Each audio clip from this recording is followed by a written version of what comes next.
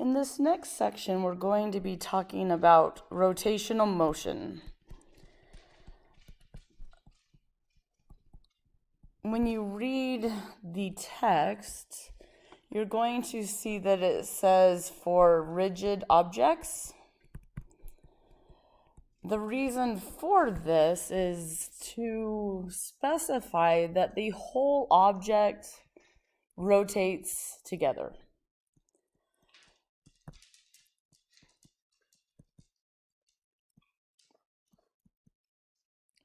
That might be a weird way to think of it. So, like a slinky, you could get swinging a slinky in a circle, but it wouldn't all necessarily stay in the same shape the whole time. When we're talking about rotational motion of a rigid object, imagine we have a turntable. This could be similar to a carousel. This is a top view, meaning I'm looking down on it. So let's say I put two objects on this turntable. I know I could get the turntable rotating by pushing on the outside edge. That rotation is what we're going to be talking about.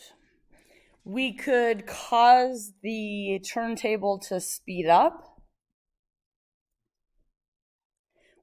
We could cause it to slow down if it was already rotating, or we could maintain a constant rotation rate. When we were talking about centripetal acceleration, we briefly talked about rotation rate.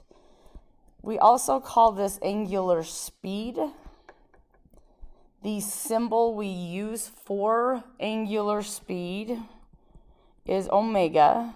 You can also think of this as a rotation rate. Omega is the speed in radians per second.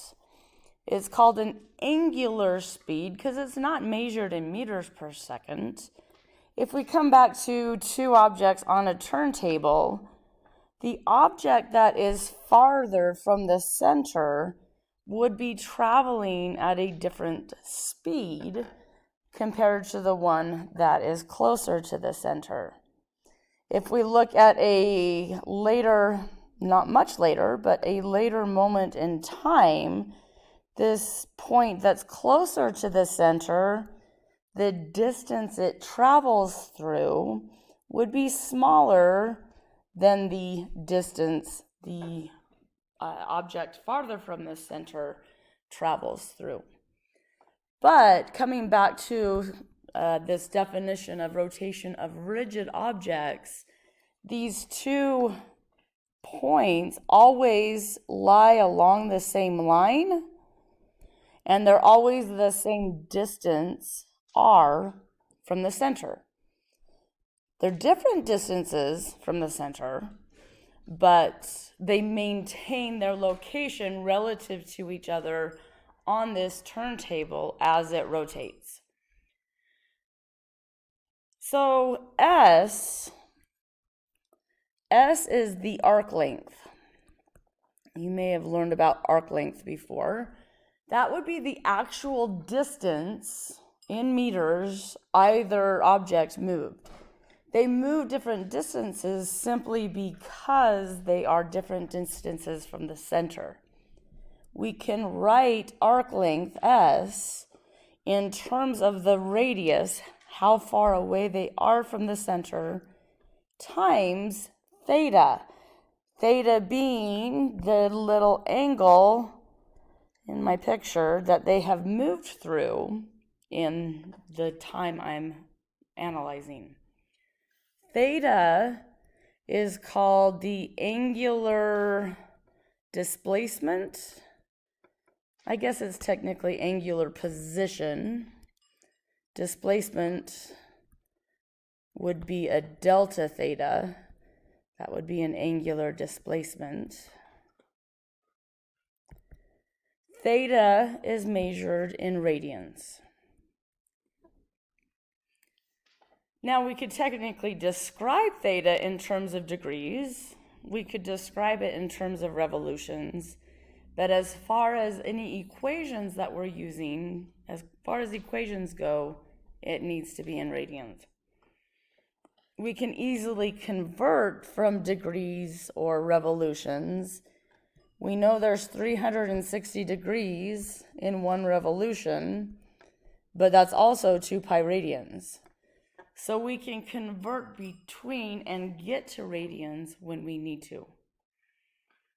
Now, similar to earlier in the semester, where we said the velocity would be the derivative of the position with respect to time, if we take the derivative of this r theta with respect to time, r is the distance either one of these objects is from the center. They're not changing their distance as the rotation continues. So we can pull r out, and that leaves us with d theta dt, the rate at which this angle is changing with respect to time. This is omega. So angular speed, omega, is the rate at which the angular position is changing with time. So d theta dt. But that also tells us that the speed of either object is going to equal how far away the object is from the center times that angular speed. So we have a nice relationship between speed in meters per second. So this is called the tangential speed because it's tangent to the circular path. And this is our meters per second. It is how fast that object or point is traveling at the moment we're talking about. So if I come back to the picture, at any given moment, the speed, v, we could call this a v sub t if we wanted it for tangential. At any given moment, we would draw this v tangent to the circular path that is made as this whole disk moves. So any one point, its speed at any given moment is tangent to the circular path that point is making as the whole turntable rotates. Now similarly, we learned before as well that acceleration, meaning speeding up or slowing down, was the derivative of velocity with respect to time. But now we've just seen that velocity can be written as r times omega, and we can write this as r times d omega dt, the rate at which that angular speed is changing. We call this an angular acceleration. We use the Greek letter alpha to represent that. The units we need for alpha is radians per second squared. So this angular acceleration relates to the turntable, in this case, speeding up or slowing down. So A here can be written as r times alpha. This A is called the tangential acceleration. We've mentioned that back when we were talking about centripetal acceleration. Centripetal acceleration was the acceleration the object had that pointed towards the center of the circle. If I came back to my picture, at any given moment, there would be a centripetal acceleration for any point on this turntable. And centripetal acceleration is still v squared over r or r omega squared. It's the changing direction. Tangential acceleration is the acceleration that's either going to be with the velocity or opposite the velocity. That then, if velocity and this acceleration are in the same direction, that would mean speeding up. So this disk would be rotating faster and faster. If the velocity and the tangential acceleration, if I come to the left side, if the velocity and tangential acceleration are opposite, that would represent slowing down. So the disk would be, its rotation rate would be decreasing. It would be getting slower and slower and eventually stopping. So tangential acceleration, speeding up, slowing down. We have a nice relationship between the tangential acceleration and the angular acceleration. So angular acceleration is just telling us the speeding up or slowing down in terms of radians per second squared. Tangential acceleration A would be meters per second squared. V versus omega, V is meters per second, omega is radians per second. If we come back up to arc length, S is in meters, theta is in radians. And so this is a way to relate linear quantities to angular quantities. The reason we want to do that is because all of the angular quantities, so theta, omega, alpha, these are the same for every point on the rotating object.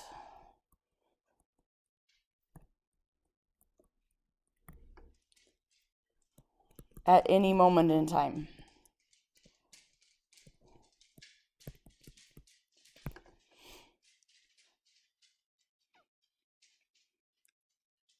So let me draw my turntable again.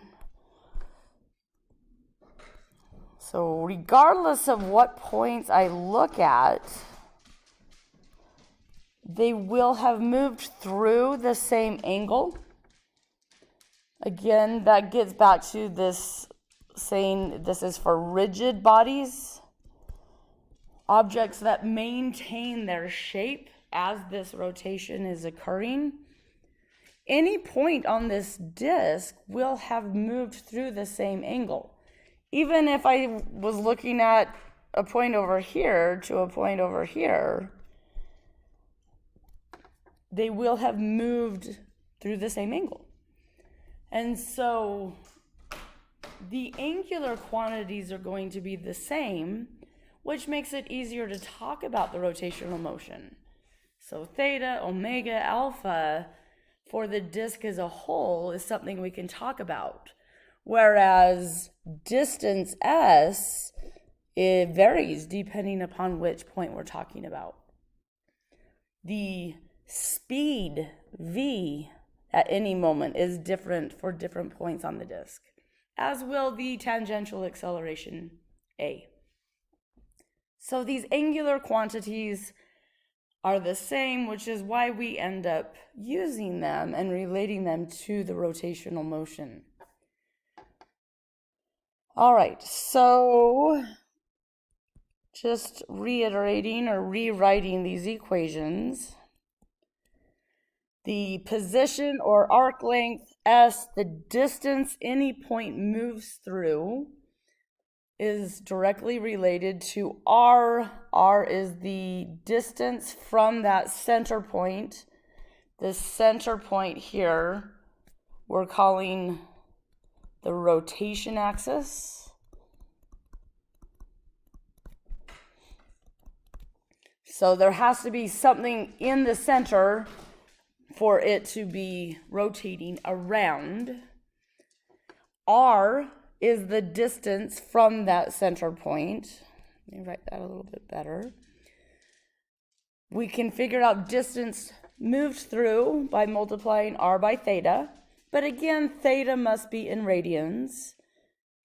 V, the speed, the tangential speed specifically, will be r times omega, where omega is the angular speed. A, the tangential acceleration, meaning speeding up or slowing down, is directly related to r. So how far from the rotation axis times alpha, the angular speed. Theta, or omega rather, is the derivative of theta with respect to time. So we have similar calculus relationships for these angular quantities as we did for early in the semester, talking about velocity being the derivative of position. And acceleration, the derivative of velocity, well, that's true for angular acceleration, is the derivative of the angular velocity with respect to time. And vice versa, we could integrate alpha with respect to time and get, oops, that's a plus, get to a final omega. If we integrate omega, we can get to a final theta. So we have similar calculus relationships, which means also if we are working in a problem where we know the angular acceleration is constant, we're going to have a set of kinematic equations, or big three, like we did, or similar to what we had early in the semester as well. And they look similar to what we used before. We see omega where we had V. We see alpha where we had A. We see theta where we had S for position. These kinematic equations can be used to relate these quantities together, as long as we know this angular acceleration is constant. So hopefully we remember that from earlier on. We had to make sure the acceleration was constant before as well. All right. I want to take you to the test notes really quick so you can see where these equations are. So let's see if I can draw on this. Oh yeah, I should be able to highlight. So this table within our chapter 12, these relationships we just talked about. Well, it's highlighting more than I want, but that's okay. So the table here, translation, means those tangential velocities, or the distance traveled, or the velocity, the acceleration. Rotation are these quantities that we are going to be using now, and the units are shown over here: radians, radians per second squared. The relationship between the two of them are in between, are in the middle. Let's see, there we go. So right here in the middle is where those equations can be found. Now they've written it as a delta S is equal to r times delta theta, but that just means displacement. Position would be S or theta at a specific moment in time. We are going to be working our way through the rest of this material as well. It turns out that we have an analogous Newton's second law equation that we can use for rotation. We're going to talk about energy. We're going to talk about momentum. So on the left, this is what we've already covered so far. On the right is what we will talk about for rotational motion specifically. Here's those big three for the angular quantities, but again, acceleration needs to be constant. So this table will come in handy for you when you use the test notes. I recommend using them as you do the homework so that you become familiar with them.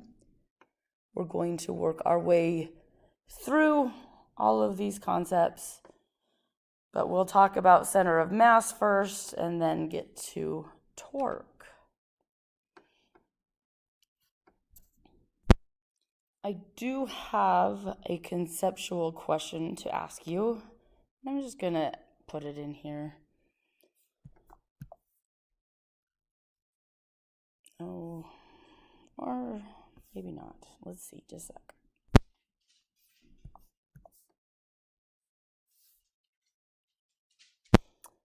Here we go. What do you think about this one?